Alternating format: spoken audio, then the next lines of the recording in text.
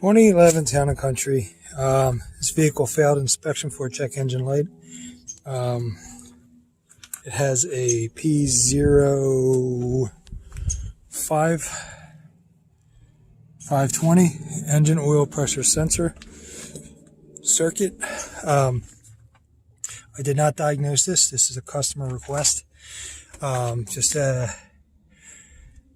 the dealer, picked up the dealer part, and just show you where it's at here. It's buried. Here's the intake, obviously the battery side, and it's down here. And you follow these silver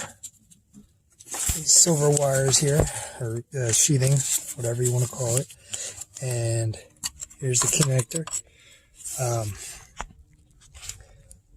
It's pretty tough to get your fingers in there to release it. So what I did was, if you notice, this is like a push. You have to push the tab to release it. Right? So you push the tab and then pull it off. I used these, and I see if there's a connector around here I can show. Basically, what I did was kind of, this has like the child safety lock on it, but basically I pushed it and then I pulled it off, made it a lot easy to do. You need oil. You need oil pressure sensor, sender,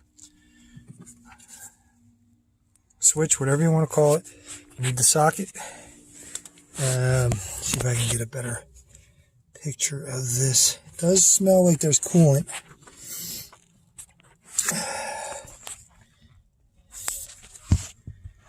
You can see where, right there, where I'm pointing at, that's the part I'm going to be changing. But you can see it's all down in the valley there. It's a lot of corrosion. Surprisingly, I don't see an oil leak. Usually those things leak oil. But I'm going to get my socket on there. I have to get an extension, and I'm going to get that out and just replace it. It's pretty straightforward. And after I replace it, I'm going to clear the code and roll the dice. I didn't diagnose it, so I really don't know, but it's extremely high failure rate on these. Got my socket on there. See if I can do this without. There's probably no way for me to do this. I don't feel like getting the tripod out. That's the best I can do. Kind of wedged in between the radiator hose and the overflow.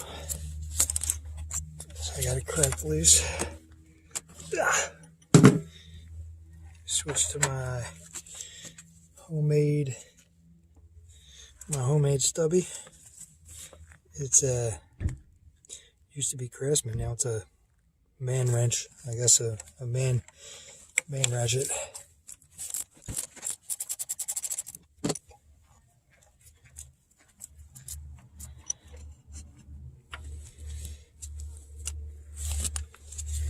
There it is. It's the old one. Down there, that hole with the brass, that's where it goes.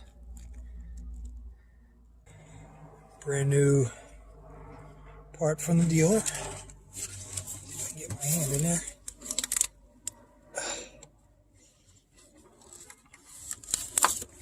Where is it?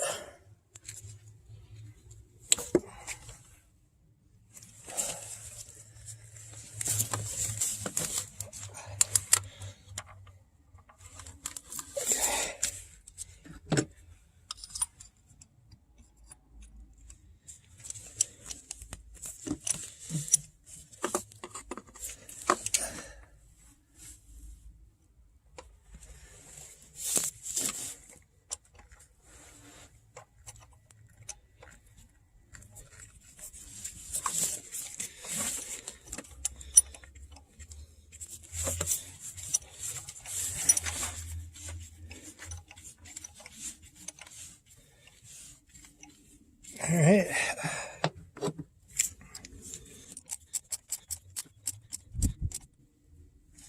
So I'm snugging it up right now, and I have it installed. There's the new unit there. Now I just have to reconnect it, and this is done. I'm going to start this up. I want to see if the light goes out on its own. Plus I want to make sure that I don't have any leaks.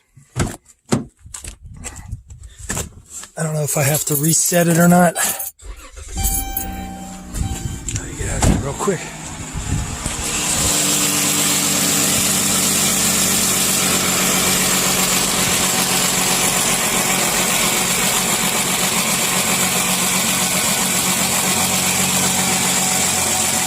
Alright, no leaks.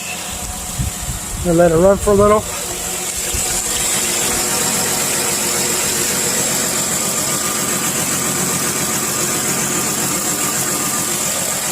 Beans. Let's see if that check engine light went out on its own. It did not. No big deal. Okay, so let me shut it off. I'm going to cycle the key a couple times. I don't know if there's a... I didn't look up code setting criteria.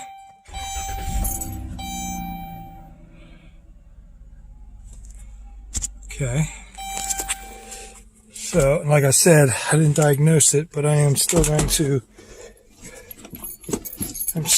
give it a little look, all just to cover my butt. Wheel pressure switch, wheel pressure. Okay, it's definitely working, which is a good thing. Maybe if I graph it, it'll be a little easier for... I'm going to combine them. Get rid of that. That way I have a snapshot. Actually, you know what? I want to put... Let me put the TPS in here. And the RPM, just so it's on the, where is it? I don't think this has, yeah, throttle blade position. That'll work. And where's it? Engine RPM. Come on. Engine coolant and temperature. Engine speed. Perfect. Okay. And let's combine them so you can see when I am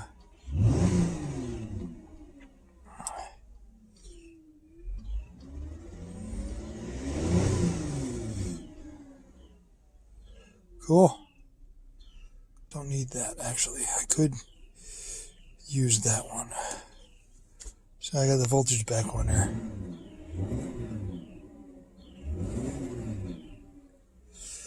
Alright. It's proven it, that it's working. Clear DTCs. Let's clear that code.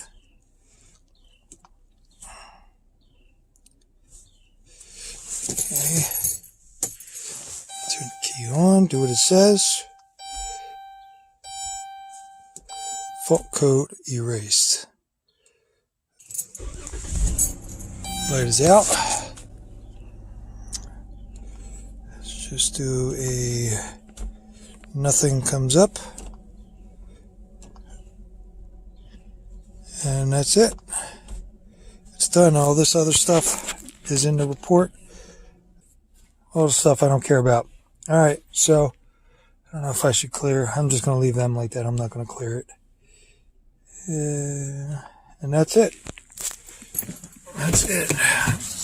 Take another look, make sure there's no leak. Put the vanity cover back on. And all together. No leak. Looks good.